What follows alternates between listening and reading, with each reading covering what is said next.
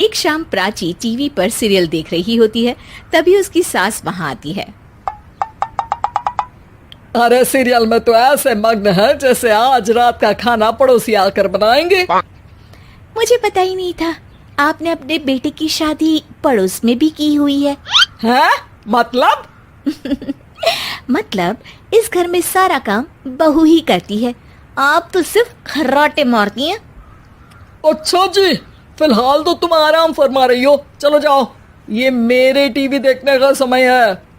आहा, इसीलिए मुझे भगाया जा रहा है। सॉरी, अब तो बिल्कुल नहीं जाऊंगी।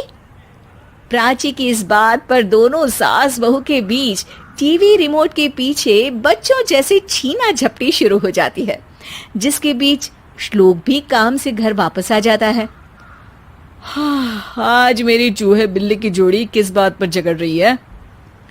अरे तेरे बीवी मुझे टीवी ही नहीं देखने दे रही। अरे तुम्हारी मम्मी मुझे खाना बनाने के लिए फोर्स कर रही है।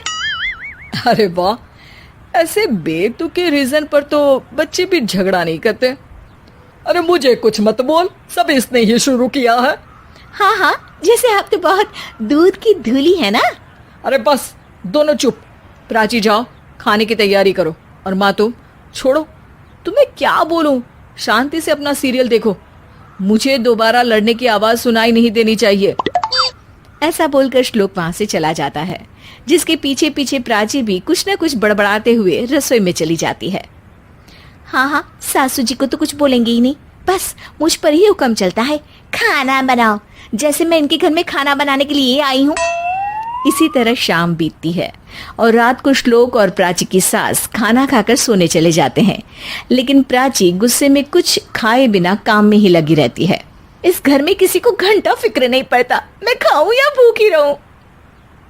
प्राची कुछ देर के लिए रसोई से बाहर जाती है और जैसे ही वापस आती है तो वहां दूध का भरा ग्लास देखकर हैरान रह जाती है।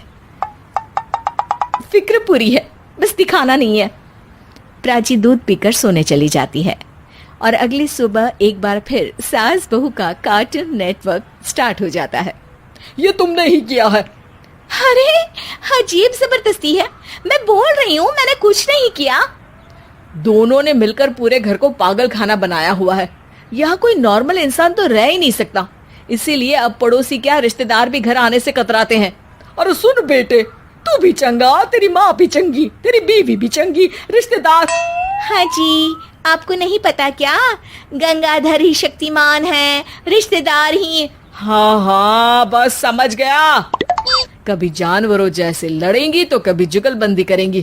भाई मैं आप दोनों के बीच में नहीं फंसना चाहता।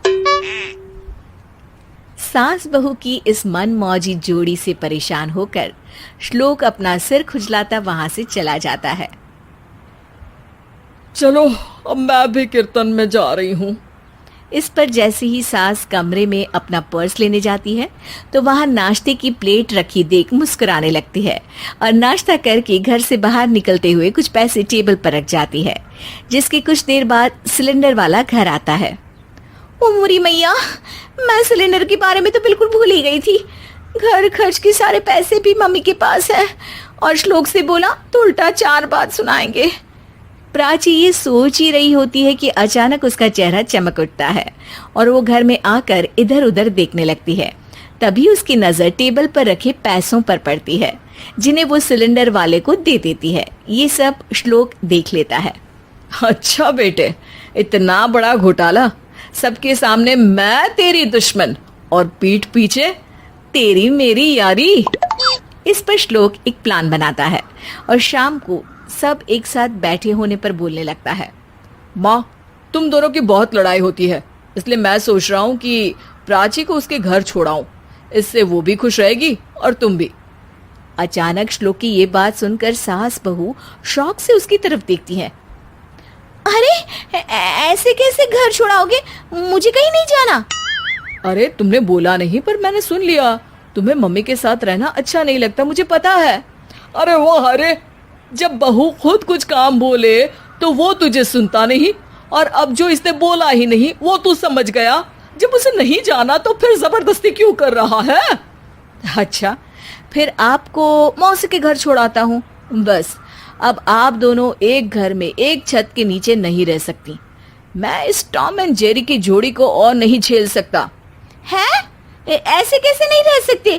तुम्हें इतनी दिक्कत है तो तुम्हारा बोरिया बिस्तर पैक कर देती हूँ, लेकिन मम्मी जी कहीं नहीं जाएंगी। बिल्कुल यही सुनना था मुझे। अगर दोनों में इतना ही प्यार है फिर हर वक्त ये लड़ाई का नाटक क्यों करती हो?